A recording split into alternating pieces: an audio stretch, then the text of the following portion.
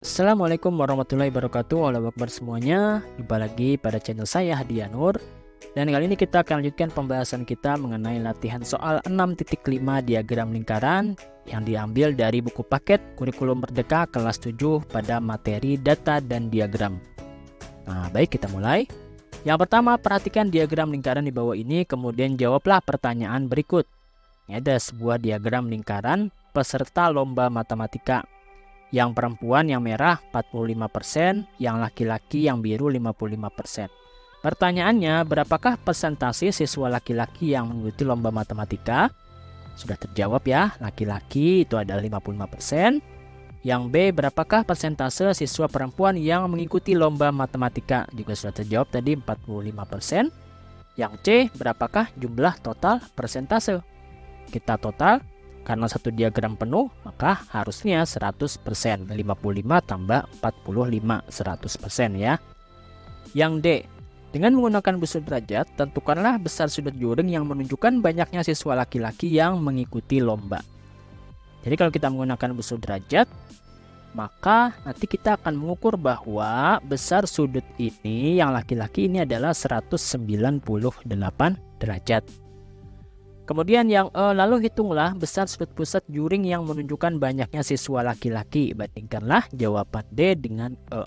Nah, caranya bagaimana kalau menghitung besar sudut pusat juring?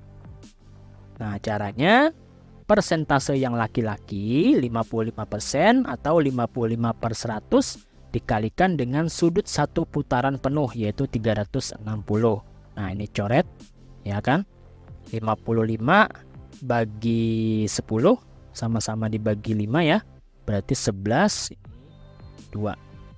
Nah, kemudian 36 kita bagi 2, hasilnya ini 1, ini 18. Jadi 11 kali 18, hasilnya 198.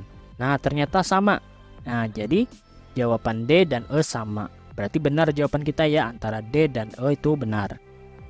Oke. Nah, yang kedua, tabel di bawah ini menunjukkan banyaknya kaos yang terjual berdasarkan warnanya saat bazar sekolah dalam rangka merayakan HUT RI. Lengkapilah tabel berikut lalu gambarlah diagram lingkarannya. Ada 4 warna kaos yang terjual, merah, putih, hitam, kuning.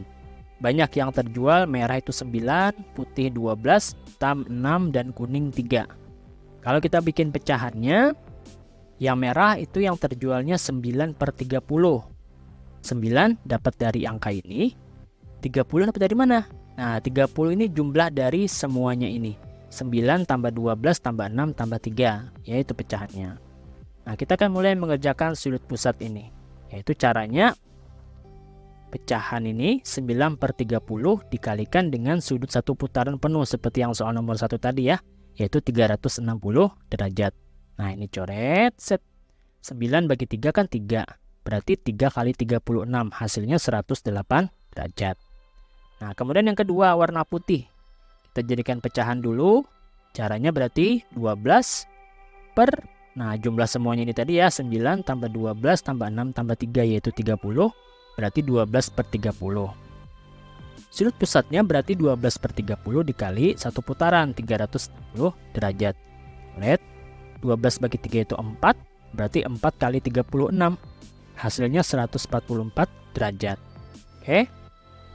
Yang hitam berarti pecahannya 6/30 ya. Kemudian sudut pusatnya 6/30 kali 360, nolnya coret. 6 bagi 3 itu 2, berarti 2 kali 36, hasilnya 72 derajat. Terakhir yang kuning 3/30. Berarti sudut pusatnya 3/30 kali 360.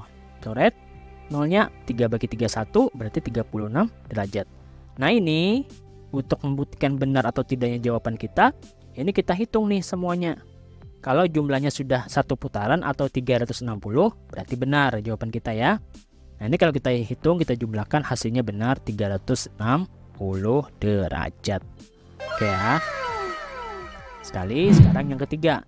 Diagram lingkaran di samping menunjukkan sebaran jumlah suara yang diterima tiap kandidat dalam pemilihan ketua OSIS di SMP Pancasila.